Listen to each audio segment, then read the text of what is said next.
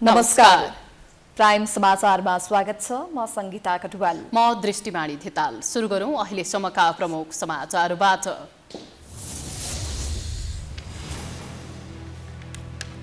मेलम्चीको बाढीले सिन्धुपाल्चोकका विभिन्न स्थान अस्तव्यस्त, सयौं नागरिक घरबारविहीन, खेतीपाती नष्ट, सरकारले राहतको व्यवस्था गर्न नसकेको गुनासो।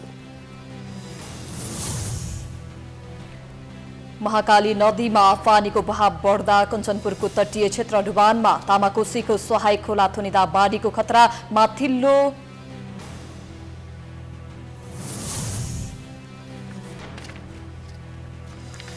शनिबार 2401 जनामा कोरोना पुष्टि, करिब 58,000 सक्रिय संक्रमित मध्ये 258 जना भेन्टिलेटर र 874 जना आइसियुमा। महाधिवेशनको मिति तय भएसँगै कंग्रेसको नेतृत्वमा दाबी सुरु, फेरि सभापतिको उम्मेद्वार बन्ने देउबाको घोषणा, नयाँ सरकार गठनका लागि विपक्षी गठबन्धनलाई कायम राखिने।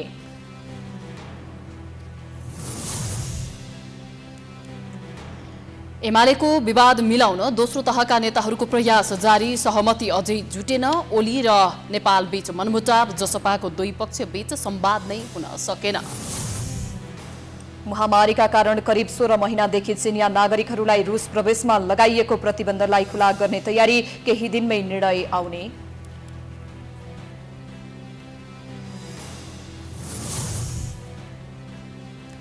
र युरोकप फुटबलमा आज 3 खेलहरू हुँदै, पहिलो खेलमा फ्रान्स र हंगेरी बीच प्रतिस्पर्धा जारी।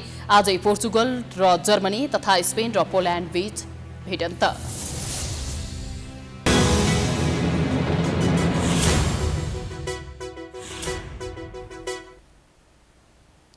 अब समाचार विस्तारमा। अविरल वर्षासँगै आएको मेलम्चीको बाढीले सिन्धुपाल्चोकका विभिन्न स्थान अस्तव्यस्त भएको छ। सयौं नागरिक घरबार विहीन भएका छन्। खेतीपाती नष्ट भएको छ। सरकारका तर्फबाट राहतको व्यवस्था भने समयमै हुन नसकेको गुनासो आउन थालेको छ। बाढीपछिको हेलम्बु क्षेत्रको अवस्थाबारे स्थलगत रिपोर्ट अबको क्रममा। हामी यति बेला सिन्धुपाल्चोक जिल्लाको हेलम्बु गाउँपालिका वडा नम्बर 4 स्थित ठाउँमा रहेका छौँ। कुनै बेला यहाँ यो मेरो पृष्ठभूमिमा देखिरहनु भएको ठाउँमा हराभरा खेतहरू, लहलहाउँदा धानहरू देखिन्थे, तर आजको यो दृश्य भने केही फरक छ। केही दिन अगाडि मात्र आएको बाढीको कारणले गर्दा यहाँको खेतीपाती नै पूर्ण रूपमा नष्ट गरिदिएको छ। कतिपयको घर नै भत्काइदिएको अवस्था छ, कतिपयको ज्यान लिइरहेको अवस्था छ। यही खेतीको पूर्जा राखेको, अहिले खेती नै लगाएपछि त्यो ब्याङ्कको ऋण कसरी तिरु मैले? कहीँ केही छैन। यो खानेपानी खेती गराउनुसम्म भयो, केही छैन हो। भगवानको भरोसा यही धान पनि आएर खान पाउने हो कि होइन? हामी यहाँका स्थानीयवासीसँग अहिलेको अवस्थामा बाढी गइसके पछाडि उनीहरू के बसिरहेका, कहाँ बसिरहेका छन्, के खाइरहेका छन्, राहत आएको छ कि छैन, सम्बन्धित निकायले समयमा ध्यान पुर्याएको छ कि छैन, अन्य कुराहरू के कसरी व्यवस्थापन गरिरहेको छ र यस पछाडिपट्टि आफ्नो खेतीपाती कसरी अगाडि बढाउने भन्ने सोचिरहनु भएको छ, यो विषयमा स्थानीयसँग कुरा गर्नेछौँ। पहिला मैले एक गति रोपाइ पनि गरेको थियो। रोपाइ गर्ने एक गति बेलुका त यस्तो बाढी आएर लग्यो खेत पनि। अनि म पहिला त म गोठमै बसिरहेको थियो। अनि त्यो भएर म घर आउनु लागेको थियो। ठ्याक्क त्यो रातो पुलमा आउँदाखेरि आइहाल्यो। के उपाय छ त अब आफूले कमाइराख्ने खेती सबै लगिहाल्यो।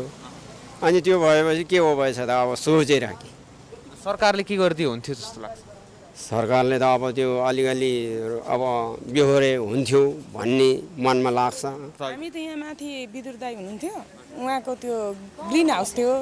त्यहाँनिर चाहिँ अहिले हावाहुरीले अलि अस्तितिर एकचोटि हावाहुरी चल्यो। त्यो हावाहुरीले गर्दाखेरि त्यहाँनिर अलिकति खाली ठाउँ रहेछ। अलि उता तरकारी लगाएको हो, अलि यता चाहिँ तरकारी लगाएको रहन्छ। हामी त खाली ठाउँमा चाहिँ रात गुजार्नलाई चाहिँ त्यहाँ जान्छौँ। भनेको त्यो ग्रिन हाउसभित्र त प्लास्टिकको ओतमुनि चाहिँ बस्छ। ओतमुनि चाहिँ गएर बसेका छौँ। जस घरको ओनी ओछ्याउनी छ, हाम्रो निकालेर लिएर हिँड्न सक्छौँ हामीले होइन। यहाँको खेती जमिनहरू चाहिँ अर्बको क्षति र घर पनि त पुरै क्षति भएको छ। यहाँ त अर्बको क्षति भइरहेको छ। यसलाई कसरी चाहिँ राज्यले हेर्नुहुन्छ? राज्यको पनि ध्यान जाओस् कि यहाँको पीडितहरूलाई राहत मात्रै होइन, वासस्थान पनि छिटो उपलब्ध गराइदिनुहोस्। मानवीय जुन व्यवहार प्रकृतिप्रतिको छ त्यो व्यवहार नसंचिता यस्ता प्रकारका प्राकृतिक विपत्तिहरूले वर्षेनी सयौं नेपाली नागरिकको क्षति पुर्याएको छ। भौतिक संरचनाहरूका भौतिक सम्पत्तिका कुरा नगरौँ। यो सम्पूर्ण मानवीय लापरवाहीको परिणाम नै हो भन्दा फरक नपर्ला। यहाँका स्थानीयले पनि करिब त्यस्तै आवाज निकालिरहेका छन्। समयमा नै झकझकाइरहँदा यो अवस्था सिर्जना भइरहेको छ, तर सम्बन्धित निकाय भने त्यति बेला मौन भइरहेको छ। अरू बेला यहाँ जुन प्रकारको माहौल अथवा सिन्धुपाल्चोकका यी विभिन्न ठाउँहरूलाई, विभिन्न स्थानहरूलाई जसरी हेला गरिएको थियो, यहाँ बाढी आएपछि, यहाँ सिन्धुपाल्चोक पीडामा आएपछि भने विभिन्न नेता मन्त्रीहरू यहाँ हेलिकप्टर सयर गर्दै आकाशबाट चिहाउँछन् र फर्किन्छन्। यो अवस्था आखिर कहिलेसम्म? हामी बेलैमा सच्चिने हो अथवा यो घटनाहरू बारम्बार दोहोरिरहेपछि हामी समाचार बनाएर सम्बन्धित निकायलाई झकझकाइरहने हो अथवा सम्बन्धित निकाय बेलैमा नै तातेर यस्ता प्रकारका दुःखद समाचारहरू सम्प्रेषित गर्न नपरोस्। प्राइम टाइम्स टेलिभिजनका लागि क्यामेरामा मिलन मगरका साथ डेभिड पाण्डे, हेलम्बु, सिन्धुपाल्चोक। महाकाली नदीमा पानीको बहाव बढ्दै गएपछि कञ्चनपुरको तटीय क्षेत्रमा डुबान सुरु भएको छ। डडेलधुरा, बैतडी र दार्चुलामा निरन्तरको वर्षाका कारण महाकाली नदीमा पानीको बहाव बढेको हो। आज दिउँसो महाकाली नदीमा 1,91,000 क्युसेक पानीको बहाव मापन गरिएको छ। आज बिहानैबाट महाकाली नदीमा बढेको पानीका कारण भीमदत्त नगरपालिकाका विभिन्न ओडाहरू डुबानमा परेका छन्। नदीले खेतीयोग्य जमिन कटान गरिसकेको छ। महाकालीमा पुल निर्माण गरिरहेको श्रेष्ठ निर्माण कम्पनीले बाँधेको बाँधले गर्दा भुलेजा खोला थुनिएर बाढी गाउँ बसेको हो, जसबाट भीमदत्त नगरपालिका वडा नम्बर 12 का 13 घर डुबानमा परेका छन्। निर्माण कम्पनीको लापरवाहीका कारण गाउँ डुबानमा परेको स्थानीयको भनाइ छ। डुबानमा पर्ने अवस्थाहरू छ। अब यसका लागि पनि यहाँ बाँध बाँधिएको छ। बाँध खोलिदियो भने यहाँ संरचनाहरू डुब्ने अवस्थाहरू छ। यो हुँदाहुँदै पनि यसको दीर्घकालीन योजनाका कुराहरू भएको छैन। हिजो पनि हामीले के गर्यौँ भने हिजो पोल आयोजनाका तपाईँको इन्जिनियरहरू अनि ठेकदारहरू अनि हामी प्रहरी भयो, स्थानीय निकाय भयो, हामीले प्रत्येक ठाउँमा अनुगमन गरेर देखायौँ, घर डुबेका कुराहरू देखायौँ। महाकालीमा आएको बाढीले नयाँ पुलसँग जोडिएको बाँध समेत कटान सुरु गरिसकेको छ। बाँधको झण्डै 10 मिटर महाकाली नदीले कटान गरिसकेको छ। बाँध बगाउन थालेपछि आपतकालीन तटबन्ध निर्माणको काम सुरु गरिएको छ। नदीमा पानीको बहाव बढ्न थालेपछि तटीय क्षेत्रमा सतर्कता अपनाउन आग्रह गरिएको छ। जिल्ला प्रहरी कार्यालय कञ्चनपुरका अनुसार नदी तटीय क्षेत्रमा प्रहरीको युनिटलाई सतर्क अवस्थामा राखिएको छ। बाढीले प्रभावित गर्न सक्ने क्षेत्रका बासिन्दालाई सचेत रहन आग्रह गरिएको छ।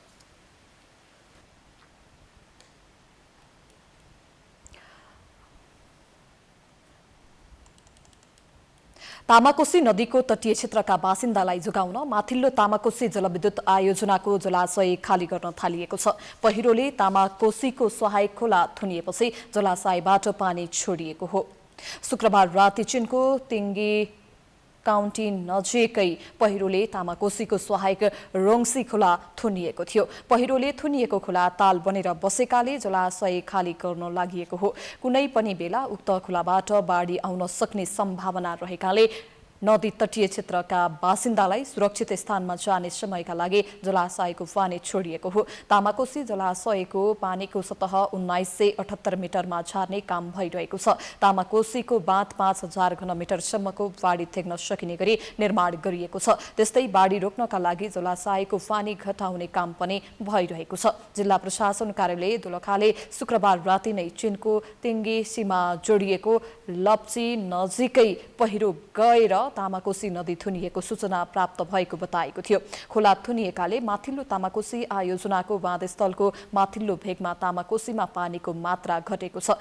लप्सी नजिकै 60 र 61 नम्बर सीमा स्तम्भ नजिकै पहिरो गएर नदी थुनिएको हो। अहिले नेपाली सेना र सशस्त्र प्रहरीको टोलीले तामाकोसी नदीको बहाव निरीक्षण गरिरहेको छ।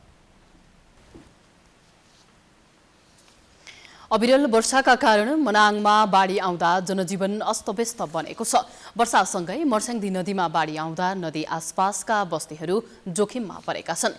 बाढीले स्थानीय खोलामा निर्माण गरिएका पुलहरू बगाउँदा आवागमनमा समेत समस्या भएको छ। बाढीका कारण पहिरो जाँदा तथा ढुङ्गा, माटो र काठ दाउराले नदी थुप्रिएको थियो।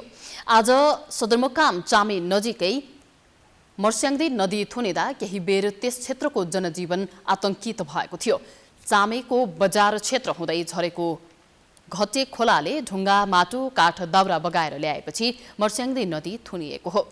थुनिएको भागबाट मर्स्याङ्दी बगे पनि पानी निरन्तर परिरहेकाले नदीमा पानीको बहाव बढ्दा बस्ती जोखिममा परेको छ। नदी थुनिँदा चामेको पारी पच्चीको भाग डुबानमा परेको थियो। बाढीले चामेबाट माथिल्लो मनाङतर्फ जाने एकमात्र बेली ब्रिज समेत कटान गरेको छ।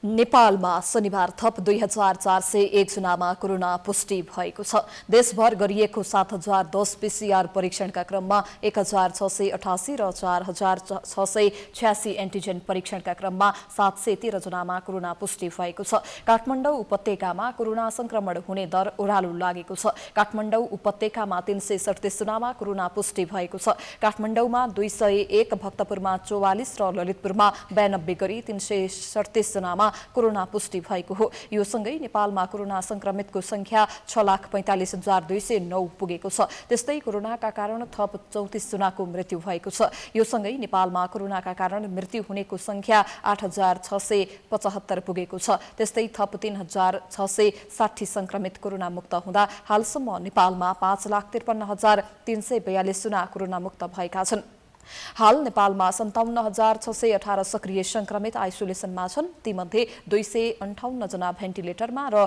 874 जना आइसियुमा उपचाररत रहेको स्वास्थ्य तथा जनसङ्ख्या मन्त्रालयले जनाएको छ। हालसम्म 32,62,589 वटा PCR र 1,38,313 एन्टिजेन परीक्षण गरिएको छ।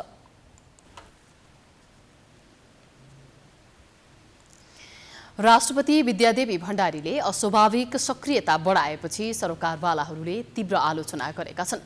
देशको कार्यकारी प्रमुखको शैलीमा गृहमन्त्री सहित सुरक्षा निकायका प्रमुखहरूलाई बोलाएर निर्देशन दिए पनि राष्ट्रपति पुनः विवादमा तानिनु भएको छ। राष्ट्रपतिले सक्रियता बढाएर पदीय दुरुपयोग गरेको संविधानविदहरूको धारणा रहेको छ। एक रिपोर्ट।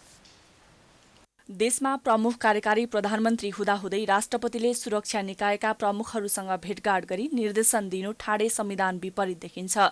आलङ्कारिक राष्ट्रपतिले कार्यकारी प्रमुखको शैलीमा निर्देशन दिएको घटनालाई सुरक्षा निकायका प्रमुखहरूले पनि अनौठो मानेका छन्। यसबाट राष्ट्रपतिभित्र सक्रिय शक्तिको उपयोग गर्ने अभिलाषा देखिएको संविधानविद डाक्टर भीमार्जुन आचार्य बताउनुहुन्छ। डाक्टर आचार्यले गृहमन्त्रीसहित सुरक्षा निकायका प्रमुखलाई बोलाएर निर्देशन दिने राष्ट्रपतिको कदम संविधान विपरीत भएको स्पष्ट पार्नुभयो।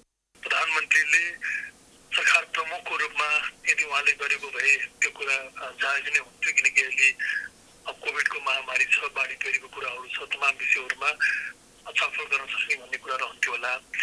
र प्रधानमन्त्री मुलुकभित्रै रहेको अनि उहाँको क्याबिनेट पनि अहिले सकुशल रहेको अवस्थामा चाहिँ राष्ट्रपतिले प्रधानमन्त्री र क्याबिनेटलाई छलेर उसलाई बाइपास गरेर जुन खालको सक्रियता देखाउनु हो, त्यो मलाई लाग्छ अहिलेको संविधान र हामीले अवलम्बन गरेको अभ्यासमा त्यो सुहाउनेर मिल्ने कुरा चाहिँ। राष्ट्रपतिले मुलुक सङ्कटमा पर्दा संवैधानिक व्यवस्था अनुसार राष्ट्रिय अध्यक्षका हैसियतमा सुरक्षा निकायका प्रमुखहरूसँग छलफल गर्नु र खोपका लागि विभिन्न मुलुकका राष्ट्र प्रमुखलाई पत्राचार गर्नु सकारात्मक भएको राष्ट्रपतिका राजनीतिक सल्लाहकार लालबाबु प्रसाद यादव बताउनुहुन्छ। राष्ट्रपतिले कहीँ कतै संविधानको उल्लङ्घन नगरेको र जेमा पनि विरोध गर्नु संविधान, गणतन्त्र र लोकतन्त्र मात्रै नभई मानवीय विरोधी कार्य भएको यादवको भनाइ छ। यस्तो मानवीय कुराहरूमा पनि राजनीतिसँग जोडेर, संविधानसँग जोडेर र यसलाई चाहिँ के छ भने विवादास्पद ल्याउनु भनेको यो मैले भनेछु यो चाहिँ के छ, लोकतन्त्र होइन, संविधान होइन, यो के अरे राष्ट्रियता पनि होइन, यो मानवताको विरुद्धमा छ। मानवीय ढङ्गले सोच्नुहोस् भनेर म उहाँलाई विनम्र अनुरोध गर्छु।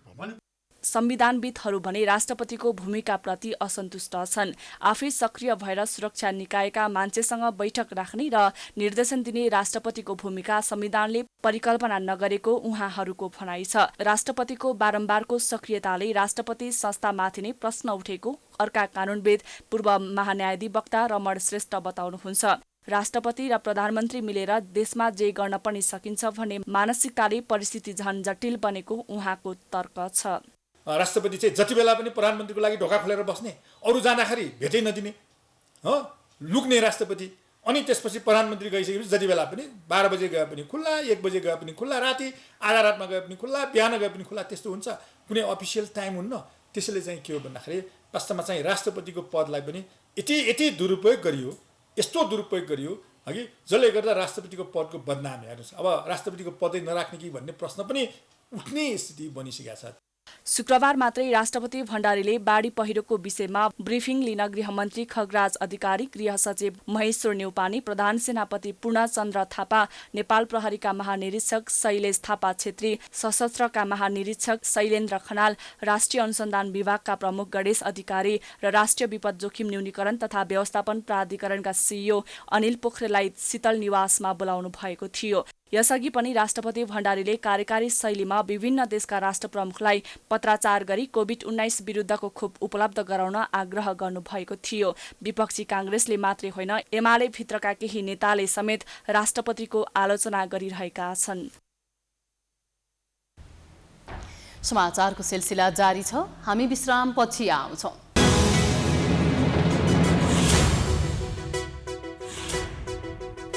विश्रामपछि स्वागत छ। अब बाँकी समाचार।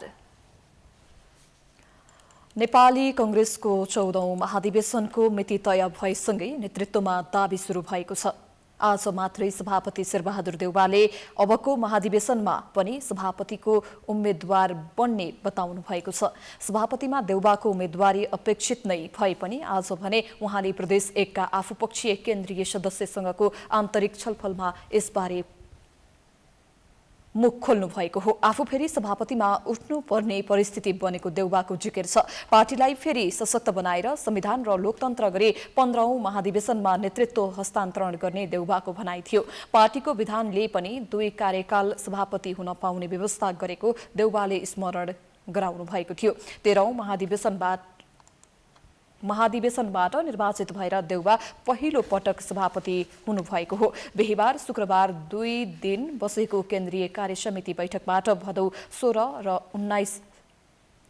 16 देखि 19 महाधिवेशनको कार्यतालिका पारित भएपछि देउवा आन्तरिक छलफलमा जुट्नु भएको हो। सभापतिका लागि वरिष्ठ नेता रामचन्द्र पौडेल, देउवा पक्षकै नेता तथा उपसभापति विमलेन्द्र निधि, पौडेल पक्षका भनिएका अहिलेका महामन्त्री डाक्टर शशाङ्क कोइराला, केन्द्रीय सदस्य शेखर कोइराला, पूर्व महामन्त्री प्रकाशमान सिंह लगायतले सभापतिमा दाबी गरिरहेका छन्।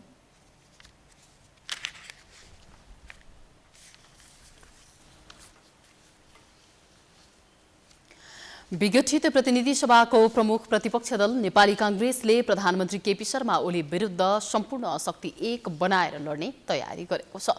ओली संविधान मास्न उद्दत रहेको भन्दै संविधानको रक्षाका लागि एकमत भएर लड्नुपर्ने कांग्रेसको निष्कर्ष छ। एक रिपोर्ट। 2074 सालको आम निर्वाचनमा लज्जास्पद हार बेहोरेपछि केही समय मौन जस्तै रहेको कांग्रेस यति बेला ओली विरुद्ध आक्रामक बनेको छ। कांग्रेसले ओली विरुद्ध सम्पूर्ण शक्ति 1 बनाएर लड्ने उद्घोष समेत गरिसकेको छ। त्यस्तै कांग्रेसले विपक्षी गठबन्धनलाई निरन्तरता दिने निर्णय गरेको छ। लोकतन्त्र र संविधानको रक्षाका लागि 5 दलीय गठबन्धनलाई थप मजबुत बनाउनु पर्ने कांग्रेसको निष्कर्ष छ। नेपाली कांग्रेसका सभापति शेरबहादुर देउवाको नेतृत्वमा वैकल्पिक सरकार निर्माणका लागि 5 वटा घटक एक ठाउँमा आएको अवस्था छ। गत चैत 20 गते बसेको केन्द्रीय कार्यसमितिको बैठकले पार्टी सभापतिको नेतृत्वमा सरकार बनाउन पहल गर्ने निर्णय गरेको थियो। गठबन्धनको समर्थनमा बहुमत सांसदको हस्ताक्षरसहित देउवाले सरकारमा दाबी गर्नुभएको थियो। सर्वोच्च अदालतमा विघटित प्रतिनिधि सभाका 146 जना सदस्यहरूको उपस्थितिका साथ संयुक्त रूपमा प्रस्तुत गरेको निवेदन अदालतमा विचाराधीन छ। अहिले नेपाली कांग्रेस अदालती प्रक्रियाको पर्खाइमा रहेको छ। कांग्रेसको नेतृत्वमा नेकपा माओवादी केन्द्र, नेकपा एमालेको माधव कुमार नेपाल समूह, जनता समाजवादी पार्टीको उपेन्द्र यादव समूह र राष्ट्रिय जनमोर्चाले विपक्षी गठबन्धन बनाएका छन्। पछिल्लो समय गठबन्धनले हरेक विषय साझा धारणा बनाउँदै आएको छ। लोकतन्त्र र संविधान पक्षधर अन्य शक्तिलाई पनि आफू नेतृत्वको गठबन्धनमा सहभागी गराउने निर्णय गरेको कांग्रेस नेता अर्जुन नरसिंह केसी बताउनुहुन्छ। रक्षा हो, त्यो लोकतन्त्रको रक्षाको निम्ति हामी समग्र रूपबाट पार्टीका सबै पंक्ति एक छौं र अहिलेको निरङ्कुशता विरुद्ध संविधानलाई सशक्त र जीवन्त बनाउँदै नयाँ यात्रा प्रारम्भ गर्नुपर्छ भन्ने कुरामा कांग्रेसको सम्पूर्ण शक्ति एकीकृत हुन्छ र कांग्रेसमा सम्पूर्ण एकता पनि छ। सबैभन्दा ध्यान चाहिँ लोकतन्त्रको रक्षा, जनताको सुरक्षा, संवैधानिक प्रक्रियामा आएका बाधा व्यवधानहरू हटाउनु हाम्रो कर्तव्य पनि हो, हाम्रो दायित्व पनि हो। हामी त्यसमा सम्पूर्ण रूपले समर्पित भएर तत्कालीन नेकपाको विघटन र हाल नेकपा एमाले भित्रको घर झगडाको भरपूर फाइदा लिँदै संघदेखि प्रदेशसम्म विपक्षी गठबन्धन बनाएर केपी ओलीलाई कमजोर बनाउने रणनीति नेपाली कांग्रेसको छ। सोही अनुरूप कर्णाली, सुदूरपश्चिम, गण्डकी र प्रदेश 2 मा विपक्षी गठबन्धनले सत्ता सहकार्यलाई अगाडि बढाएको छ। अन्य प्रदेशमा पनि सोही अभ्यास गर्ने प्रयास जारी नै छ। बेला बेला गठबन्धन धेरै बने पनि कुनै पनि गठबन्धन लामो समयसम्म टिक्न सकेको छैन। ओली विरुद्धको 5 दलीय गठबन्धन कति टिक्छ त्यो भने हेर्न बाँकी नै छ। प्राइम टाइम्स टेलिभिजनका लागि प्रकाश बमको रिपोर्ट। सत्तारूढ दल नेकपा एमालेको विवाद चर्किएको महिनौं भएको छ, तर पार्टी एक बनाउन भएका पहलहरू अहिलेसम्म नकाम बनेका छन्। यद्यपि दोस्रो तहका नेताहरू भने निरन्तर संवादमा छन्। शुक्रबार पनि दोस्रो तहका नेताहरूको छलफल भएको थियो, तर निचोड भने निस्किएको छैन। एक रिपोर्ट। नेकपा एमाले अध्यक्ष तथा प्रधानमन्त्री केपी शर्मा ओलीले फागुन 23 गतेको सर्वोच्च अदालतको फैसलापछि फागुन 28 गते आफू निकट केन्द्रीय समितिको बैठक बोलाएर 9 महाधिवेशनबाट आएको केन्द्रीय कमिटिलाई महाधिवेशन आयोजक कमिटी बनाएपछि एमालेमा विवाद सुरु भएको थियो। एमालेकै माधव झलनाथ समूहले उक्त कदम फिर्ता लिनुपर्ने र 2075 जेठ 2 मै फर्किएर 9 महाधिवेशनले चयन गरेका सबै समितिलाई सक्रिय बनाउनु पर्ने माग गर्दै आएको थियो। तर अध्यक्ष केपी शर्मा ओलीले भने संवाद गर्ने त्यो मितिमा फर्किन असहमति जनाउनु भएको थियो। अहिले पछिल्लो समय फेरि सत्ता जोगाउनको लागि प्रधानमन्त्रीले 2075 जेठ 2 मा फर्किन सकिने तर संसद विघटन विरुद्ध सर्वोच्च अदालतमा बुझाएको हस्ताक्षर फिर्ता गर्नुपर्ने शर्त राख्नुभयो। तर त्यसलाई माधव झलनाथ पक्षले स्वीकार गर्न सकेन। तर पनि जेठ 2 मै फर्किने विषयमा भने एमाले भित्रको दोस्रो तहका नेताहरूले निरन्तर रूपमा संवाद र छलफललाई अगाडि बढाएका छन्। नेकपा एमालेका माधव झलनाथ पक्षका नेता सोमप्रसाद पाण्डेले दोस्रो तहका नेताहरूबीच निरन्तर अनौपचारिक छलफल भएको र त्यसले छिट्टै पार्टीलाई एक बनाउने दाबी गर्नुहुन्छ। आधिकारिक रूपमा कार्यदलको बैठक नबसे पनि दुवै पक्षका कार्यदलका सदस्यहरू बैठक बस्ने, छलफल गर्ने र एकताको बाटो खोज्ने काम चाहिँ भइरहेको छ। सम्भवतः हिजो पनि उहाँहरू बस्नुभयो। अघोषित रूपमा, अनौपचारिक रूपमा, औपचारिकता दिने कुरो त त्यो पछिको कुरा हो। दुवै नेताको सहमति नभइकन त हुँदैन। तर पनि मिलन बिन्दु कसरी पथ खोज्ने भन्ने विषयमा चाहिँ दुईटै समूह चाहिँ लागिरहेको छ। केही दिन अगाडि मात्र सर्वोच्च अदालतले महाधिवेशन कमिटीलाई खारेज गरिदिएपछि फेरि एमालेको विवाद माधव झलनाथ पक्षले संसद विघटन विरुद्ध गरेको हस्ताक्षरतिर केन्द्रित भएको छ। प्रधानमन्त्री ओलीको प्रस्तावलाई हेर्ने हो भने अब माधव झलनाथ खनाल पक्षले हस्ताक्षर फिर्ता लिए एमाले जेठ 2 मै फर्किनेछ। तर माधव पक्षले भने जेठ 2 बाट सुरु गर्ने हो भने ती हस्ताक्षरका विषय गौण हुने बताउँछन् र स्वतः फिर्ता हुने उनीहरूको भनाइ छ। जब चाहिँ जेठ 2 मा फर्किएर सम्पूर्ण हाम्रा कमिटीहरू चलायमान हुन्छन् अनि वरिष्ठ नेताको रूपमा अथवा चाहिँ त्यस्तै स्पेस दिएर चाहिँ माधव कुमार नेपालले पनि जिम्मेवारी पाइरहेको अवस्थामा सबै कमिटीहरू चाहिँ त्यही ढङ्गले चलेको अवस्थामा त त्यो त गौण बनेर जान्छ। अर्को विपक्षी दलसँग त त्यो खालको एलायन्स हुँदै हुन्न। त्यसकारण चाहिँ ती सबै फिर्ता हुने कुरा, तिनीहरूबाट चाहिँ अब स्केप हुने कुरा त्यो त आफै आफ बन्छ।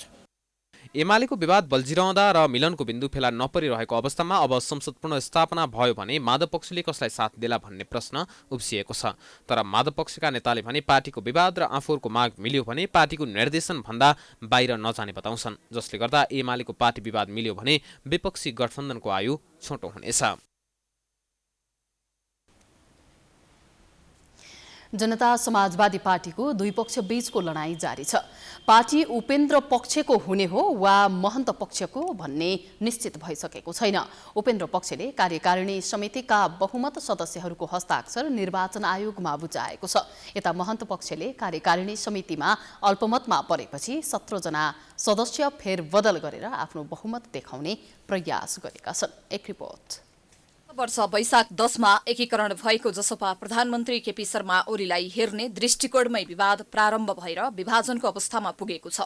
ओलीकै कारण एकता भएको यो पार्टी अहिले फेरि ओलीकै सरकारमा जाने र नजानेमा विमति भएपछि विभाजन हुन लागेको हो। अहिले दुवै पक्ष पार्टीलाई आफ्नो बनाउन प्रयास गरिरहेका छन्। दल फुटाएर नयाँ दल गठनका लागि संविधान अनुसार संसदीय दल र केन्द्रीय समितिमा कम्तीमा 40% पुर्याउनुपर्छ। उपेन्द्र पक्षसँग कार्यकारिणी समितिमा बहुमत छ भने संसदीय दलमा महन्त पक्षसँग तर प्रतिनिधि सभा विघटन भएको अवस्था भएकाले महन्त पक्ष अल्पमतमा छ। सामान्य हिसाबले हेर्दा अहिले जसपालाई आफ्नो बनाउन उपेन्द्र पक्षसँग बलियो आधार देखिन्छ। तर निर्वाचन आयोगले दुवै पक्षको दाबीलाई अस्वीकार गरिसकेको छ। तर उपेन्द्र पक्षले शुक्रबार पुनः कार्यकारिणी समितिका बहुमत सदस्य अर्थात् कुल सदस्य 50 जना मध्ये 23 जनाको हस्ताक्षर सहित निवेदन दिएको छ। आफूहरूसँग स्पष्ट बहुमत रहेको र आफूहरू नै आधिकारिक भएको उपेन्द्र पक्षको जिकिर छ। हामीसँग बहुमत छ, त्यसले स्वतः नै पार्टीको नाम, चिन्ह, लोगो लगायतको आधिकारिकता स्वतः हामीले पाउनुपर्ने। तर उहाँहरू अल्पमत पक्षलाई पनि उहाँहरूले चाहिँ हाम्रो पार्टीको नाम, लोगोको प्रयोग गरिरहनु भएको छ। त्यो त अवैधानिक हो र दुरुपयोग हो। प्रधानमन्त्री ओलीले दोस्रो पटक प्रतिनिधि सभा विघटन गर्नु अघि ठाकुर पक्षमा 20 जना सांसद र यादवको पक्षमा 12 जना खुले पनि जेठ 7 को प्रतिनिधि सभा विघटनपछि संघीय संसदको राष्ट्रिय सभाका 3 जना मध्ये 1 जनाको समर्थन मात्रै ठाकुर पक्षलाई छ। अल्पमतमा परेको महन्त पक्षले बहुमत पुर्याउनका लागि कार्यकारिणी समितिमा रहेका सदस्यहरू नै हेरफेर गरिदिएको छ। ठाकुर पक्षले केन्द्रीय कार्यकारिणी समितिमा हेरफेर गरिएको जानकारी आयोगलाई गराएको छ। समितिमा 17 जना सदस्य फेरबदल गरिएको विवरण ठाकुर पक्षबाट गएको छ। ठाकुर पक्षले साबिकको राजपामा रहेका र अहिले यादव पक्षमा लागेकाहरूलाई निकालेर आफू पक्षका नयाँ सदस्य थपेको हो। यो अवस्थामा पनि महन्त पक्षका नेताहरू भने पार्टी आफूहरूकै हुने दावी गरिरहेको छ। यद्यपि पार्टीलाई विभाजनबाट रोक्नका लागि अझै पनि प्रयास गर्नुपर्ने कतिपय नेताको भनाइ छ। अझ पनि नेताहरूले बस्नुपर्छ। अझ कहाँ के छ पार्टीमा हुन्छ। त्यत्रो लडाई झगडा प्रधानमन्त्री र पूर्व प्रधानमन्त्री माधव कुमार नेपालसँग भयो। एकअर्कालाई निकाल्ने काम भयो। तर टेबलमा त बसिराख्नु भएको छ नि। त्यो मिल्ला नमिल्ला आफ्नो ठाउँमा, तर टेबल कहिले छोड्नु हुँदैन। यस प्रयासमा नेताहरूले टेबल वर्कमा राख्नुपर्छ। यो पार्टी जोगाउनुपर्छ, यो मेरो इच्छा हो। ठाकुर पक्ष केही माग पूरा भएको भन्दै ओली सरकारमा सहभागी भइसकेको छ। यादव भने ओलीलाई विस्थापन गरेर कंग्रेस नेता शेरबहादुर देउवालाई प्रधानमन्त्री बनाउने अर्को गठबन्धनमा छन्। दुई पक्षको मुख्य विमतको कारण नै यही हो। दुवैले आफूलाई आधिकारिक दावी गरिरहेका बेला अब त्यसको छिनोफानो गरिदिने विषय आयोगमा पुगेको हो। यादवले ऐनको दफा 43 ग बमोजिम दलको पदाधिकारी केन्द्रीय समिति वा केन्द्रीय समितिको निर्णयको आधिकारिकताको विषयमा निर्णय गरिदिन आयोगलाई आग्रह गरेका छन्। 2 महिना यता ठाकुर र यादवले पार्टीको गतिविधि अलग अलग ढंगले सञ्चालन गरिरहेका छन्। समाचारको सिलसिला जारी छ। हामी विश्रामपछि आउँछौं।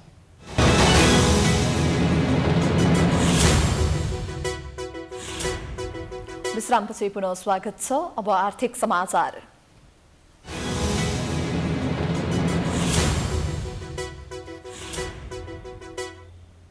नेपाली कांग्रेस संसदीय दल बागमती प्रदेशले प्रदेश सरकारले ल्याएको बजेटले संहितालाई सुदृढ पार्ने नभई कमजोर पार्ने देखिएको टिप्पणी गरेको छ। शनिबार काठमाडौँमा प्रदेश सभा सरकारले सार्वजनिक गरेको बजेटका विषयमा कांग्रेस संसदीय दल बागमती प्रदेशले आयोजना गरेको छलफल कार्यक्रममा इन्द्रबहादुर बानियाले बागमती प्रदेश सरकारले संहिता बलियो बनाउने भन्दा पनि कमजोर र अंशुक लगाउने गरी बजेट ल्याएको टिप्पणी गर्नुभएको हो। उहाँले बजेटमा सरकारले खोपको उचित व्यवस्थापन गर्न नसकेको र बजेटमा पनि खोपका विषयमा स्पष्ट कुरा नभएको जिकिर गर्नुभयो। बानियाले कोरोना महामारी पछिको अवस्थामा जनतामा परेको समस्यामा पनि सरकार मौन देखिएको आरोप लगाउनुभयो। त्यस्तै उहाँले बजेटलाई हेर्दा समृद्धिको यात्रामा अघि बढ्न नसक्ने र जनताप्रति पनि लक्षित नदेखिएको बताउनुभयो। बजेटले यो प्रदेशको जनतालाई विशेष गरी समृद्धिको यात्रामा अगाडि बढाउने किसिमको यो बजेट छैन। ग्रामीण क्षेत्रमा गरिब बस्तीमा विपन्न चेपाङ, दलित, जनजाति र विकटतामा यसको बजेटलाई यसले बजेटमा सम्बोधन गरेको छैन। संहितालाई बलियो बनाउनको लागि प्रदेश चाहिँ दरो उपस्थिति जनतालाई अनुभूति हुने किसिमको यो बजेटमा गरिएन। कार्यक्रममा बागमती प्रदेश सभाका कांग्रेस सदस्यहरू र स्थानीय तहका कांग्रेसका जनप्रतिनिधिहरूको सहभागिता रहेको थियो। बागमती प्रदेश सरकारले आगामी आर्थिक वर्ष 2078-79 का लागि कुल 57 अर्ब 72 करोड 9,27,000 रुपैयाँ बराबरको बजेट सार्वजनिक गरेको छ।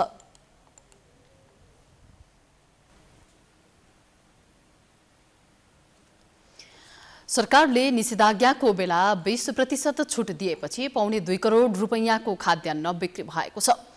खाद्य व्यवस्था तथा व्यापार कम्पनी लिमिटेड र साल ट्रेडिङ कर्पोरेसनबाट 1,73,25,059 रुपैयाँ बराबरको खाद्यान्न बिक्री भएको हो। जेठ 21 गतेदेखि दुई कम्पनीले 20% छुट दिएर खाद्यान्न बिक्री गरेका थिए। कोरोना संक्रमणको दोस्रो लहरका कारण जारी निषेधाज्ञामा उपभोक्तालाई सहज रूपमा खाद्यान्न उपलब्ध गराउने जिम्मा खाद्य व्यवस्था तथा व्यापार कम्पनी लिमिटेड र साल ट्रेडिङ कर्पोरेसनले पाएको थियो। यी दुवै कम्पनी नेपाल सरकारको स्वामित्वको कम्पनी हुन्। जेठ 21 गतेबाट लागू हुने गरेर यी दुवै कम्पनीले 20% छुटमा खाद्यान्न उपलब्ध गराउँदै आएका छन्।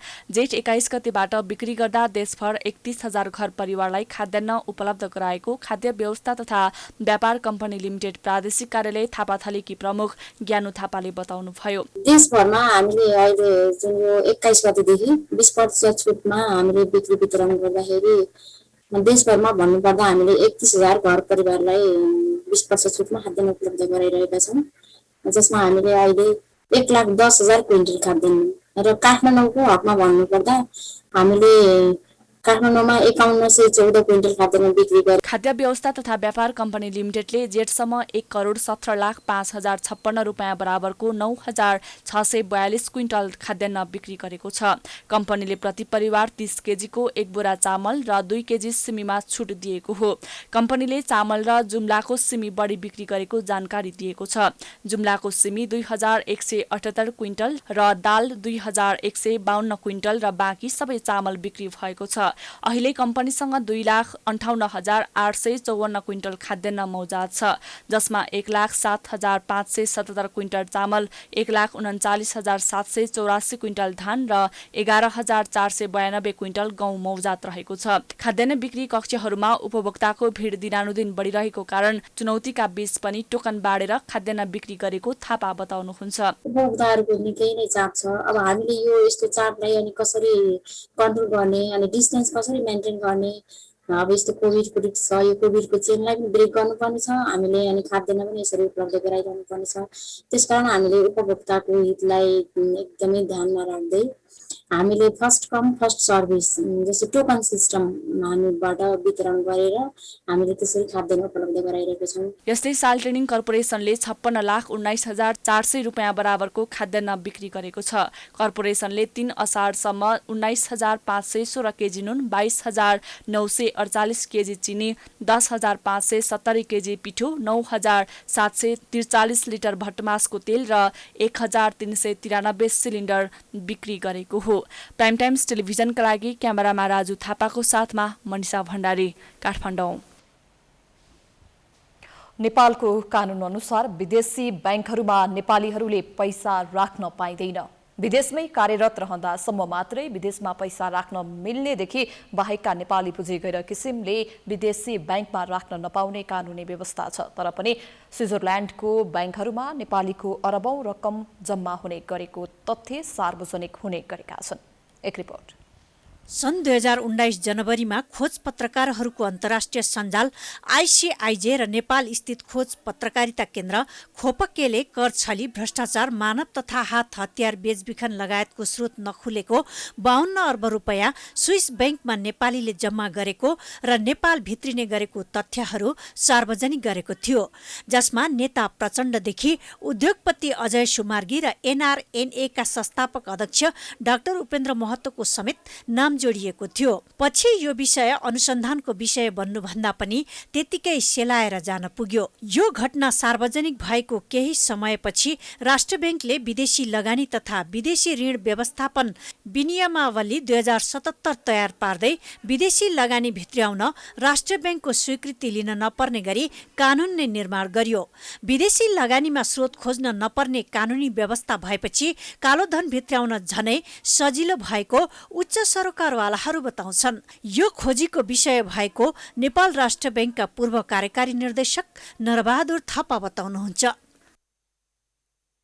यो विदेशी ब्याङ्कमा नेपालीहरूले राखेको रकम बढ्दै जाँदा नेपालमा चाहिँ कालोधन, शङ्कास्पद सम्पत्ति कन्ट्रोल गर्ने, नियन्त्रण गर्ने जुन कार्यहरू कतै फितलो भयो कि भन्ने कुराहरू चाहिँ आउन सक्छन् र नेपालको चाहिँ यो चाहिँ म्युचुअल इभ्यालुएसन पनि हुँदैछ र त्यो सन्दर्भमा चाहिँ नेपाल अलिकति चनाखो हुनुपर्ने जस्तो मलाई लाग्छ। स्विस ब्याङ्कले पनि तानाशाह, भ्रष्ट नेता, कर छली गर्ने, व्यापारी, हतियार तथा लागु औषध कारोबारीको रकमको स्रोत नखुलाएर गोप्यता कायम गरिदिने गरेको छ। स्विस नेसनल ब्याङ्कले 2017मा सार्वजनिक गरेको रकमको विवरण अनुसार जनयुद्ध सुरु भएको साल 2052 सालदेखि नै रकम जम्मा हुने गरेको छ। द्वन्द्वकालको 10 वर्षको अवधिमा 27 अर्ब 15 करोड नेपाली रुपैयाँ जम्मा भएको थियो। त्यसपछिका वर्षहरूमा प्रत्येक वर्ष स्विस ब्याङ्कमा जम्मा गरिने रकम वृद्धि भएर जाने गरेको छ। स्विस नेसनल ब्याङ्कले पछिल्लो समय सार्वजनिक गरेको विवरण अनुसार सन् 2020मा 46 अर्ब 64 करोड 35 लाख नेपाली रुपैयाँ स्विजरल्यान्डका ब्याङ्कहरूमा मौजदात रहेको छ। यो सन् 2019 को भन्दा 24 अर्ब रुपैयाँले बढी हो। सन् 2019मा स्विजरल्यान्डका विभिन्न ब्याङ्कहरूमा नेपालीहरूको 22 अर्ब 73 करोड 40 लाख रुपैयाँ जम्मा भएको थियो। नेपालमा चाहिँ कमाएर चाहिँ यदि विदेशमा लगेको छ, यदि अनौपचारिक ढङ्गले विदेशमा लगेको छ भने त्यसमा चाहिँ कारबाही हुनुपर्ने हुन्छ र नेपालका यी चाहिँ कन्ट्रोल गर्ने यो चाहिँ के नेपाल राष्ट्र ब्याङ्क, के नेपाल सरकार, के सम्पत्ति शुद्धिकरण छ अनुसन्धान इकाइ, के नेपाल राष्ट्र ब्याङ्कमा रहेको वित्तीय जानकारी इकाइ, यी जम्मै सक्रिय भएर यस प्रकारको यो चाहिँ पुँजी पलायनलाई चाहिँ रोक्नुपर्छ। त्यतातर्फ चाहिँ सबै निकाय चाहिँ लाग्नुपर्छ जस्तो मलाई लाग्छ। केही समय अघि सम्पत्ति शुद्धिकरणलाई निरुत्साहित गर्ने तथा त्यसका लागि अन्तर्राष्ट्रिय सहयोग तथा सहकार्य प्रवर्धन गर्ने उद्देश्यले गठित फाइनान्सियल एक्सन टास्क फोर्सले नेपालमा स्रोत नखुलेको रकम कालोधन भित्रिएको आशंकामा कालो सूचीमा राख्ने समेत चेतावनी दिएको थियो। एफटीएफले सन् 2020 को डिसेम्बरमा सम्पत्ति शुद्धिकरण सम्बन्धी मूल्याङ्कन गर्ने तयारी गरेको थियो। तर कोरोनाको कारण नेपाल सरकारको अनुरोधमा त्यसलाई 1 वर्ष पछि सारिएको छ। विश्व स्तरमा नेपाललाई कालो सूचीमा दर्जा गर्ने सम्मका यस्ता गम्भीर अपराध सार्वजनिक हुँदा पनि कारबाही त परको कुरा, नेपालमा अनुसन्धानसम्म पनि गर्ने हिम्मत कुनै निकायले गर्न सकेका छैनन्। प्राइम टाइम्स टेलिभिजनका लागि सीता पोखरेल, काठमाडौँ। अब अन्तर्राष्ट्रिय समाचार।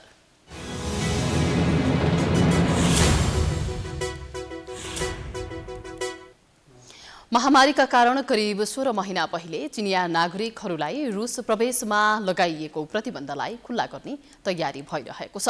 आज रुसका उपप्रधानमन्त्री तातियाना गोलिकोभाले रुस प्रवेश गर्न दिने देशहरूको सूची चीनलाई पनि राख्न लागिएको जानकारी गराएका हुन्।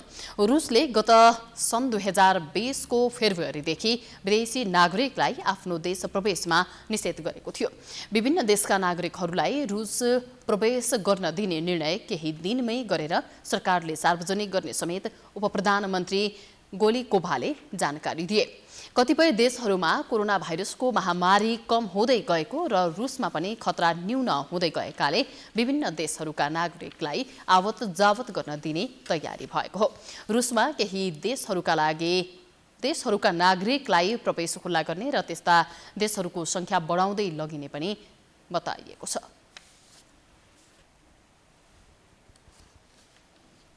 अब खेलकुद समाचार।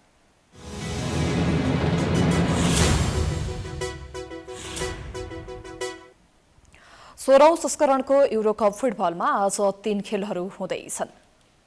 युरोकपको समूह चरण अन्तर्गत आज हुने पहिलो खेलमा फ्रान्स र हंगेरी बीच प्रतिस्पर्धा भइरहेको छ। समूह F मा रहेको दुई टिम बीचको खेल साँझ 7:45 बजे सुरु भएको हो। आज फ्रान्स लगातार दोस्रो जित निकाल्ने योजनामा हुनेछ। पहिलो खेलमा फ्रान्सले जर्मनीलाई 1-0 गोल अन्तरले हराएको थियो। फ्रान्स 3 अङ्क जोडेर समूहको दोस्रो स्थानमा रहेको छ। हंगेरी भने पहिलो जित निकाल्न चाहन्छ। पहिलो खेलमा हंगेरी पोर्चुगलसँग 3-0 ले पराजित भएको थियो। हंगेरी समूहको पुछारमा रहेको छ। दोस्रो खेलमा साबिक विजेता पोर्चुगल र जर्मनी भेट्नेछन्। दुई टिम बीचको खेल राति 9:45 बजे सुरु हुनेछ। समूह F मा रहेको पोर्चुगल लगातार दोस्रो जित निकाल्दै नक आउट चरणमा पुग्ने योजनामा रहनेछ।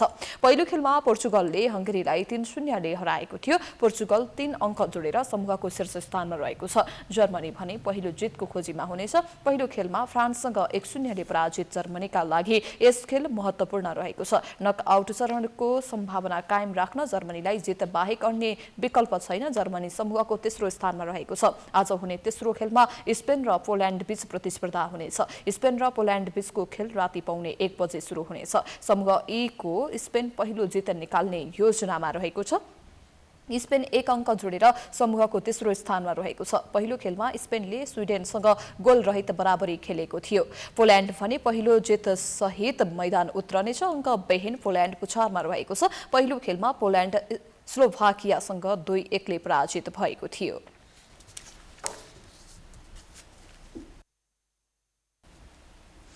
यो सँगै हामी समाचारको अन्त्यमा आइपुगेका छौं। जाँदा जाँदै प्रमुख समाचार पुनः एकपटक। मेलम्चीको बाढीले सिन्धुपाल्चोकका विभिन्न स्थान अस्तव्यस्त। 100 नागरिक घरबार विहीन। खेतीपाती नष्ट। सरकारले राहतको व्यवस्था गर्न नसकेको गुनासो। महाकाली नदीमा पानीको बहाव बढ्दा कञ्चनपुरको तटीय क्षेत्र ढुवानमा तामाकोसीको सहायक खोला थुनिँदा बाढीको खतरा। माथिल्लो मनाङ स्थित मर्स्याङ्दी नदीमा अवरोध। शनिबार 2401 जनामा कोरोना पुष्टि। करिब 58,000 सक्रिय संक्रमित मध्ये 258 जना भेन्टिलेटर र 874 जना आइसियुमा।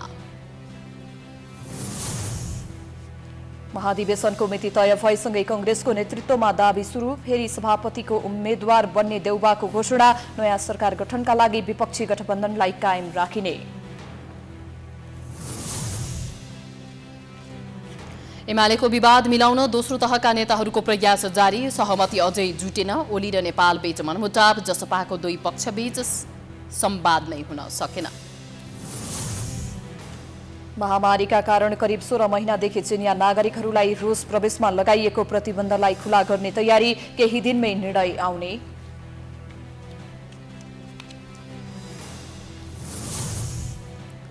र युरोकप फुटबलमा आज 3 खेलहरू हुँदै पहिलो खेलमा फ्रान्स र हंगेरी बीच प्रतिस्पर्धा जारी। आजै पोर्चुगल र जर्मनी तथा स्पेन र पोल्यान्ड भेट्ने।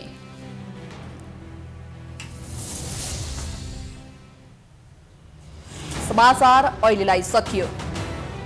यसपछिको प्रस्तुति धमलाको हमला हेर्न सक्नुहुनेछ।